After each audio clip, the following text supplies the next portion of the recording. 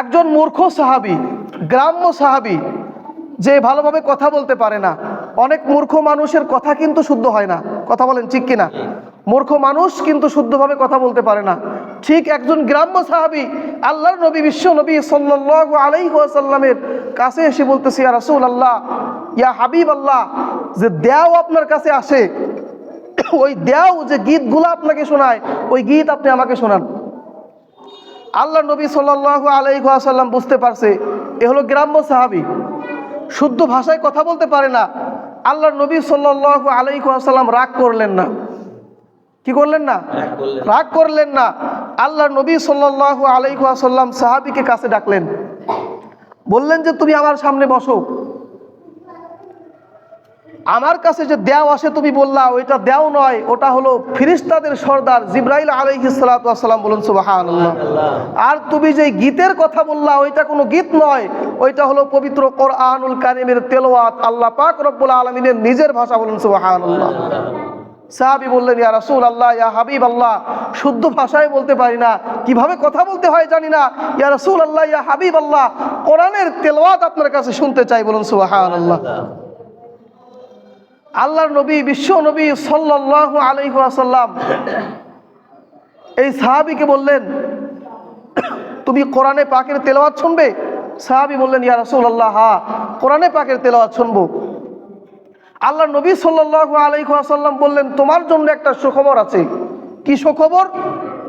আল্লাহর নবী সাল্লাল্লাহু আলাইহি ওয়াসাল্লাম বললেন, এইমাত্র জিবরাইল আলাইহিস সালাতু ওয়াস সালাম আমার কাছে এসেছিল এবং তিনি আমাকে সূরা ইখলাস আল্লাহ তাআলার পক্ষ থেকে ওহী হিসেবে নিয়ে এসেছেন। ওহী হিসেবে সূরা ইখলাস নিয়ে এসেছেন।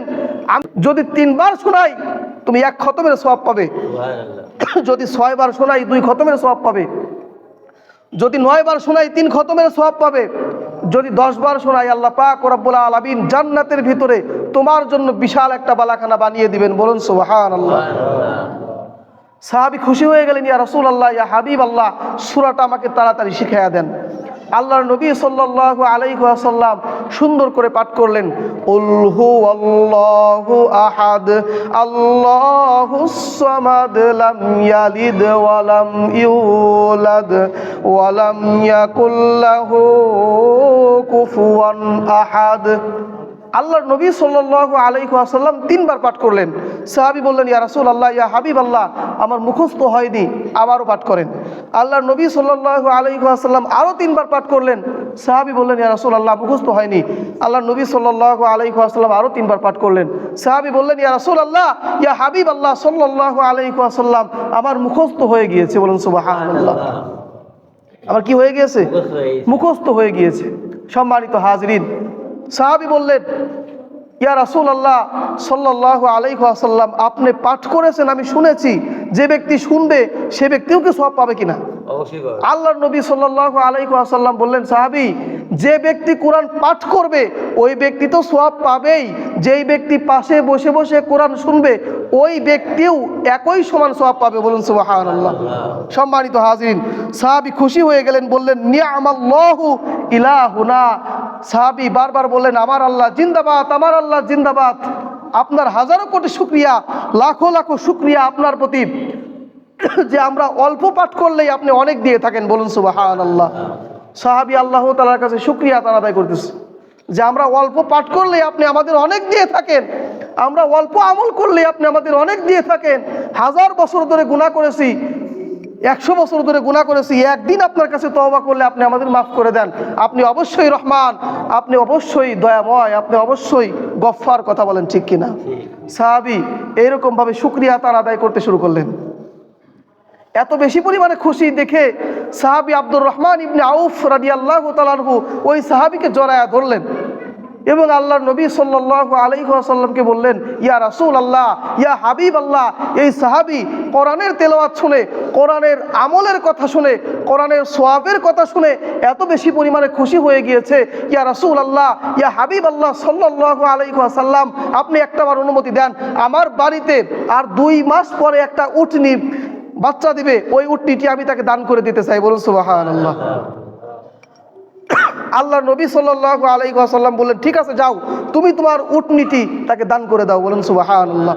চিন্তা করে দেখছেন, মাত্র 2 মাস পর একটা উটনি বাচ্চা দিবে, কত আশা যে দুধ হবে, দুধ খাবো, কত আশা বাচ্চা হবে, এতদিন ধরে পুষেছে, এতদিন ধরে বড় করছে, এখন বাচ্চা দিবে, দুধ খাওয়ার পালা। খুশি না অনেক? ওই মুহূর্তে তার সবথেকে প্রিয় বস্তুটা তাকে দান করে দিতে চাচ্ছে। সাহাবী আব্দুর রহমান ইবনে আউফ রাদিয়াল্লাহু তাআলা আনহু এক দৌড় দিয়ে বাড়িতে চলে গেলেন। বাড়িতে গিয়ে স্ত্রীকে ডাক দিয়ে বলতেছে, প্রাণের স্ত্রী গো, আমাদের যে উটনীটি আছে, গর্ভবতী যে উটনীটি আছে, আর 2 মাস পরে বাচ্চা দিবে, ওই উটনীটি আমি তাকে দান করে দিতে চাই। বলুন সুবহানাল্লাহ। আমাদের স্ত্রীরা হলে কি বলতো, আর 2 মাস পর বাচ্চা দিবে, দেওয়া যাবে না, সম্ভব না, এটা কোনো কথা বললা? কিন্তু সাহাবীর আব্দুর রহমান ইবনে আউফ রাদিয়াল্লাহু তাআলা আনহুর স্ত্রী বলতেছে, তুমি তাড়াতাড়ি নিয়ে যাও, যেহেতু আল্লাহর নবী সাল্লাল্লাহু আলাইহি ওয়াসাল্লাম সাহাবীকে দান করতে বলছে, গ্রাম্য সাহাবীকে, সাহাবী অনেক গরিব মানুষ, তাছাড়াও সাহাবী আল্লাহ তাআলার কোরআনের কথা শুনে খুশি হয়েছে, আল্লাহর নবী সাল্লাল্লাহু আলাইহি ওয়াসাল্লাম ও দানের প্রতি তোমাকে উৎসাহ প্রদান করেছে, তুমি অবশ্যই কি করো, দ্রুত নিয়ে যাও, যত দ্রুত তুমি দান করবে তত দ্রুত আল্লাহ পাক রব্বুল আলামিন আমাদের সওয়াব দিবেন। বলুন সুবহানাল্লাহ। কি পরিমাণ ঈমান! উটনীটি নিয়ে গেলেন, নিয়ে আব্দুর রহমান ইবনে আউফ রাদিয়াল্লাহু তাআলা আনহু ওই গ্রাম্য সাহাবীকে দান করে দিলেন। বলুন সুবহানাল্লাহ। আল্লাহর নবী সাল্লাল্লাহু আলাইহি ওয়াসাল্লাম বলতেছে, সাহাবী আব্দুর রহমান ইবনে আউফ, তোমার উটনী তো তুমি তাকে দান করে দিলে, কি পরিমাণ সওয়াব তুমি পেয়েছো শুনবা না? সাহাবী আব্দুর রহমান ইবনে আউফ রাদিয়াল্লাহু তাআলা আনহু বলল, ইয়া রাসূলুল্লাহ, ইয়া হাবিবাল্লাহ, কি পরিমাণ সওয়াব আল্লাহ পাক আমাকে দিয়েছেন। আল্লাহর নবী বিশ্ব নবী সাল্লাল্লাহু আলাইহি ওয়াসাল্লাম বললেন, এইমাত্র জিবরাইল আলাইহিস সালাতু ওয়াস সালাম আমার কাছে এসে বলে গেল, তুমি তাকে একটা মাত্র উটনী দান করেছো, আল্লাহ পাক রব্বুল আলামিন জান্নাতের ভিতরে তোমার জন্য ৭৯,০০০ উটনির ব্যবস্থা করে রাখছে। বলুন সুবহানাল্লাহ। একটা উটনি দান করার বদলে কতটি? ৭৯,০০০। চিন্তা করছেন? অন্য অন্য সাহাবীরা শোনা মাত্র দৌড়ানো শুরু করছে। আল্লাহ নবী বলছে, কি হয়েছে, তোমরা কোথায় যাচ্ছ? বলতেছি, ইয়া রাসূলুল্লাহ, ইয়া হাবিবাল্লাহ, এত বড় সওয়াব ও একা নিয়ে যাবে, এটা হতে পারে না, আমরাও নিতে চাই। সাহাবীরা বাড়ি থেকে তাদের উটনি নিয়ে আসলেন, একটা নয়, দুইটা নয়, কিতাবের ভিতরে এসেছে ১০০০ উটনি ওই সাহাবী গিফট পেয়েছে। বলেন সুবহানাল্লাহ। উটনি দুইটাই ১০০০ গিফট পাইছে। পাওয়ার পর ওই গ্রাম্য সাহাবী এত বেশি পরিমাণে খুশি, আল্লাহ তাআলার শুকরিয়া আদায় করতেছে, আল্লাহ তোমার কোরআন শুনে আমি খুশি হয়েছি, এজন্য সাহাবীরা আমাকে এত দান করছে, এত দান করছে, এত দিয়েছে যে একটা দুইটা করে দিতে দিতে ১০০০ উট হয়ে গেছে আমার।